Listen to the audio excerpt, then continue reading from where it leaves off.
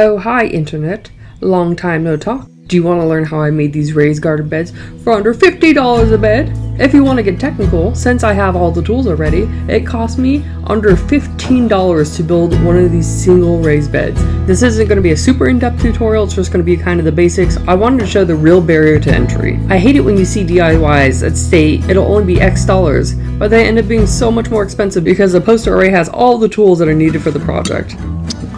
Thanks, Obama. Huh? Thanks, Trump.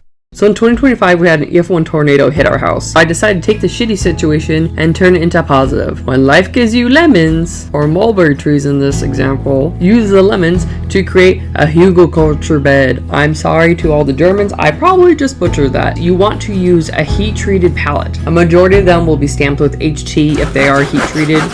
E. The reason why I chose the wood burning application and the tung oil is because I was trying to find a cheaper way of making the raised garden beds look decent and not like I had piles of pallets of trash in my backyard. I applied 2 coats of tung oil using a cheap paintbrush, and you'll want to ensure that each coat dries before applying the next coat. I just gave it about 24 hours.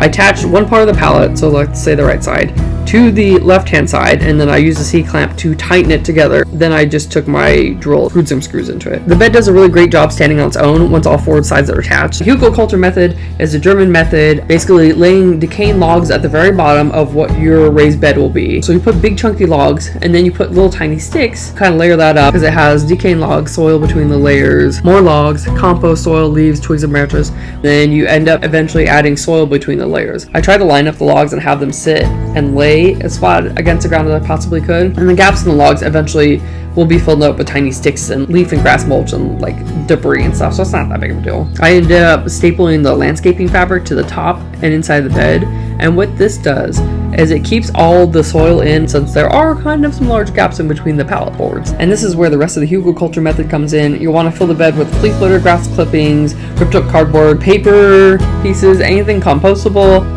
And then I just want to show you guys the after. They have withstood some crazy weather. These are not beds that are like coddled, and I'm gentle with them. I am rough with them. They're outside in the elements, in the Oklahoma elements on top of it. They get full sun beating down on them, and they're doing perfectly fine. If you want to see more cool stuff like this, consider giving me a follow, hitting the like button, sharing this with anyone you think this might resonate with, because the more people who have access to gardening, I think the better. Gardening shouldn't just be a luxury. Garden shouldn't just be for people who have money. I think anyone should garden. Good luck on your adventures. Do not be a chaos demon with any electric tools or anything. Be safe, be cautious, take your time. Got this. I believe in you.